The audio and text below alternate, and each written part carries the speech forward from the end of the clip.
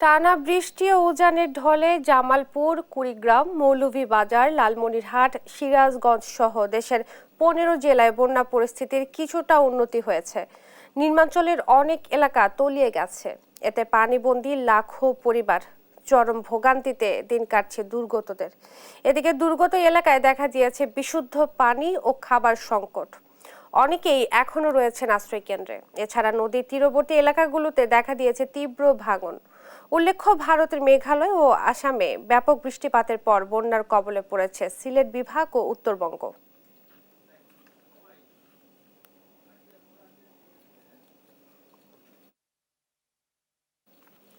বন্যা পরিস্থিতির খবর জানাতে জামালপুর ও পঞ্চগড় থেকে যুক্ত হচ্ছেন সহকর্মী মেহেদি হাসান ও রাশেদুজ্জামান বাবু।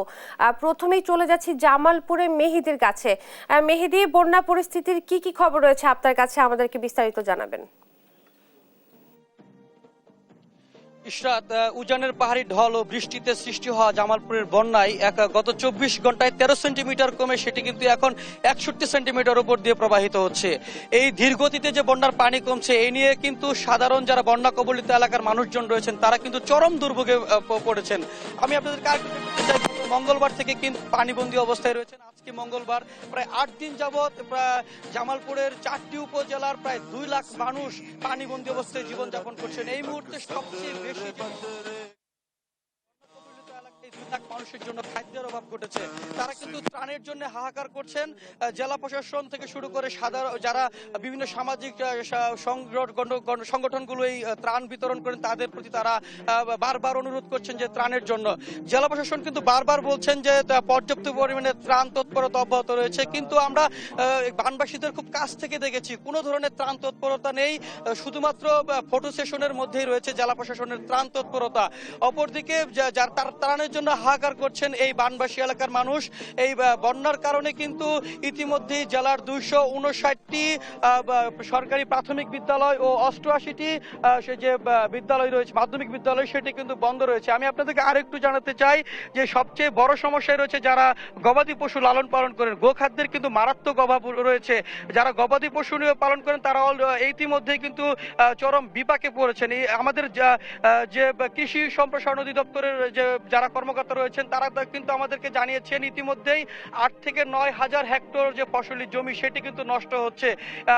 বর্তমানে কিন্তু ফসল হিসেবে যে পাট সেটি কিন্তু এখনো পানিতে তলিয়ে আছে। সবকিছু মিলিয়ে এই জামালপুরের এই 4টি উপজেলার 23টি ইউনিয়নের 2 লাখ মানুষের দুর্ভোগ চরমে পৌঁছে গেছে। এই ছিল আমার কাছে এখনকার মতো বন্যা পরিস্থিতি সর্বশেষ তথ্য। আমরা এখন শুনবো পঞ্চগড়ের বন্যা পরিস্থিতির কথা। সেখানে রয়েছেন আমাদের সহকর্মী বাবু। আপনি আমাদেরকে জানাবেন সেখানকার বন্যার পরিস্থিতি সর্বশেষ তথ্য। ধন্যবাদ মেহেদি। আসলে আপনি যেমনটি বলছিলেন যে আপনার জেলার মতো আসলে পঞ্চগড়ে কিন্তু আসলে কিছুটা বন্যার কিন্তু উন্নতি হয়েছে। এখন কিন্তু আসলে গত 2 দিন ধরে তেমন বৃষ্টি না হলেও কিন্তু আজ রাতে কিন্তু আসলে সারা রাতেই কিন্তু বৃষ্টি পড়েছে, যেই কারণে কিন্তু আসলে কিন্তু আবার কিন্তু বন্যার একটা সংখ্যা দেখা দিয়েছে বলে জানা গেছে। বিশেষ করে আপনাকে জানাই যে গত শনিবার প্রচুর পরিমাণ বৃষ্টি হওয়ার কারণে কিন্তু এখানে মানুষের যে কৃষি জমি সেগুলো কিন্তু আসলে তলিয়ে গেছে। অনেকে যারা রোপা লাগিয়েছে সেই রোপাগুলো কিন্তু আসলে নষ্ট হয়ে গেছে। প্রায় আমরা কৃষি বিভাগের সাথে কথা বলেছিলাম, কৃষি বিভাগে উপপরিচালক আমাকে জানিয়েছে প্রায় 10,000 হেক্টর যে রোপা সেই রোপা কিন্তু আসলে নষ্ট হয়ে গেছে।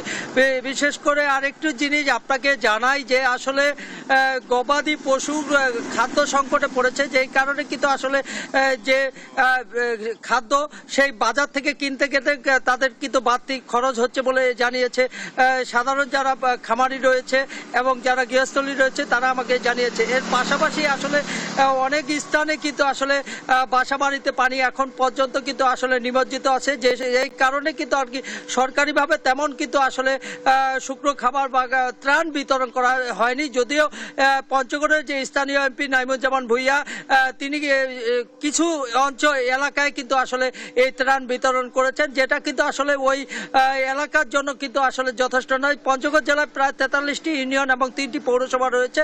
এই প্রত্যেকটি ইউনিয়নে আসলে পানিতে নিমজ্জিত ছিল এবং এতে কিন্তু আসলে গত শনিবারের যে বৃষ্টি সেই বৃষ্টিতে কিন্তু প্রায় 30,000 পরিবার কিন্তু আসলে পানিতে নিমজ্জিত ছিল। এর মধ্যে এখনো কিন্তু পানিবন্দী রয়েছে প্রায় 5,000 মানুষের মতো।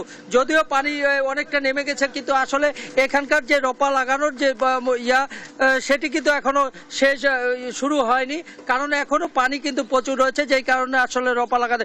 এর পাশাপাশি আপনাকে যদি বলি যে আসলে এই পানি নেমে যাওয়ার পরে কিন্তু আসলে কিছুটা সাপের উপদ্রব বেড়ে গেছে, যেই কারণে কিন্তু একটা বাড়ি ঘর সবাই মানুষজন কিছুটা আতঙ্কে রয়েছে বলে জানিয়েছে। কিন্তু আবার এর পাশাপাশি আমরা দেখেছি যে আসলে কৃষকদের সাথে কথা বলেছি, কৃষকরা বলছে যে আবহাওয়া যেভাবে বলছে, টেলিভিশন পত্রিকা যেভাবে বলছে, সেই ক্ষেত্রে কিন্তু আসলে আরো বন্যা হওয়ার শঙ্কা আছে। সেই ক্ষেত্রে যদি রোপা ঠিক মতো না লাগানো যায়, তাহলে এখানে কিন্তু আসলে উৎপাদন ঠিক মতো হবে না। এই ছিল পঞ্চগড় থেকে আমার কাছে সর্বশেষ সংবাদ। আমি চলে যাচ্ছি স্টুডিওতে।